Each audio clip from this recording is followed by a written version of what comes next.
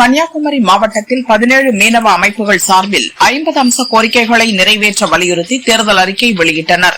இதை தேங்காய்பட்டணம் அரபிக்கடலின் ஆழ்கடலுக்கு படகில் சென்று தெற்காசிய மீனவர் தோழமை அமைப்பின் ஒருங்கிணைப்பாளர் சர்ச்சில் வெளியிட்டார்.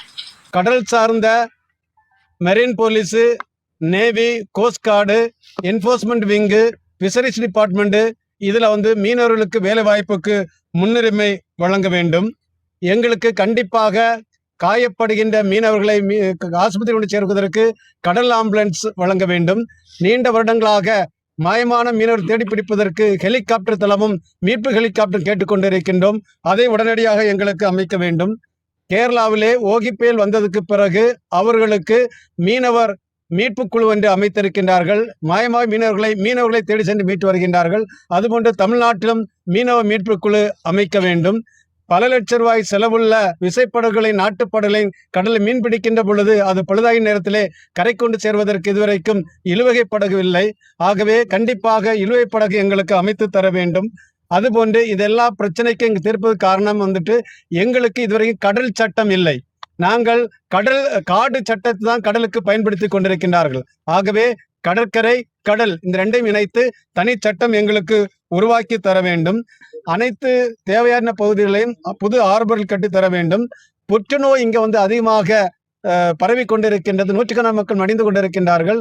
ஆகவே கன்னியாகுமரி மாவட்டத்திலே புற்றுநோயால் பாதிக்கப்பட்ட மீன மக்களை காப்பதற்காக ஒரு புற்றுநோய் ஆராய்ச்சி மையமும் அனைத்து வசதிகளுடைய புற்றுநோய் மருத்துவமனையும் அமைத்து தர வேண்டும். டீசல் இன்றைக்கு ஆழ்கடலில் மீன்பிடிக்கும் போட்டுகள் தான் இன்றைக்கு விசைப்படகு தான் அதிகமாக இருக்கின்றன. ஆனால் அந்த விசைப்படகுகளுக்கு இன்றைக்கு கொடுக்கப்படும் டீசல் 1900 லிட்டர் டீசல்கள் கொடுக்கின்றார்கள். ஆனால் அந்த டீசல் 6000 லிட்டராக மாற்றினால் மட்டும்தான் ஆழ்கடலில் சென்று மீன்பிடித்து கொண்டு வர முடியும். தேர்தல் நேரம் நாங்க வைக்க காரணம், தொடர்ந்து தமிழகத்துல தேர்தல் வரும்பொழுது எல்லாம் அந்தந்த அரசியல் கட்சிகள் மீனவர்கள் அமைப்புகளிடத்துல தேர்தல் அறிக்கையை பெறுவது என்பது வாடிக்கையாக இருந்தாலும் எங்களுடைய முழுமையான கோரிக்கை நீங்க பாத்தீங்கன்னா ஒவ்வொரு கட்சியினுடைய தேர்தல் அறிக்கையில ஒரு சில கோரிக்கைகள் தான் திருப்பி திருப்பி வந்துட்டே இருக்கும்.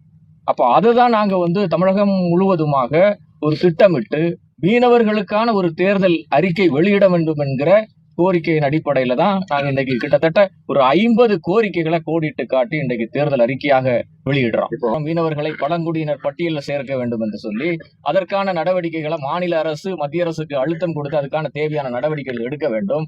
அதே மாதிரி கன்னியாகுமரி மாவட்டத்துல மீட்பு படகு, அனைத்து வசதி செயற்கைக்கோள் வசதியுடன் கூடிய மீட்பு படகு.